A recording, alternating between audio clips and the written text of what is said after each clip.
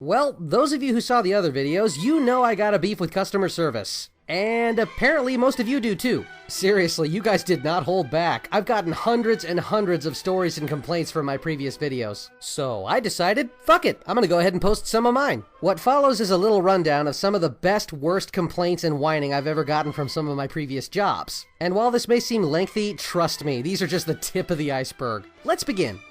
No, I don't have my receipt, but I bought this here. You can check the security cameras. Okay, let's forget the fact that it would take a long time to search through any non-recent footage, but let's play along and ask her when she came into the store, to which she says, I don't remember when I was in, but I was in here. Just check.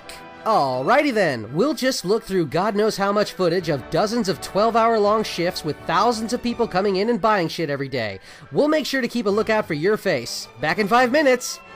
Idiot. I know that looking through security footage is a common business practice, but come on. Lady, you are a needle in a haystack. It's not gonna happen. I once got this fella who was short on cash at checkout. I should point out that it was strictly forbidden to allow price reductions unless I'm a manager, which I wasn't. And the manager didn't allow it.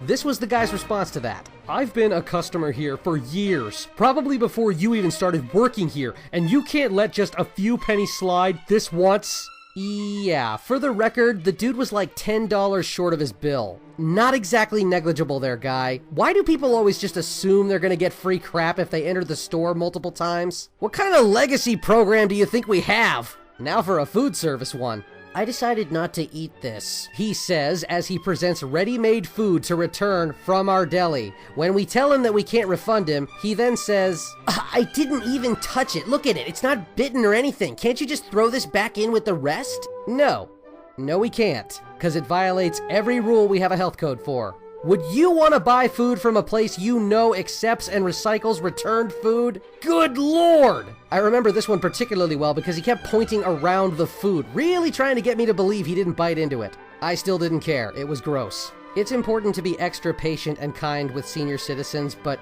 man, can they say some dumb shit sometimes. I just don't understand how you people stay in business. No one ever offers me a better deal on anything. I finally bring a coupon in. A coupon is supposed to make things cheaper, but it's still expensive and no one's giving me a discount. I just don't understand. Clearly you don't. Ma'am, coupons are specific things. I kid you not, she was trying to buy clothes with a coupon meant for shoes. Granted, it was for the same store, so kudos for that, but coupons don't allow low prices on everything available. It's not a mix and match game, lady. Again, I recognize you have to be extra patient with older people, but does that mean you have to do everything they want just because they can't read? Meanwhile, at the gas station, I need $20 for that pump over there. She points to the several cars at the pumps without even looking at them. When I ask her to be more specific, her response is classic. The white one over there? I'd like to point out that at the time there were 3 white cars at the pumps, none of which had people around them, and once again, she pointed in their general direction as opposed to a specific vehicle.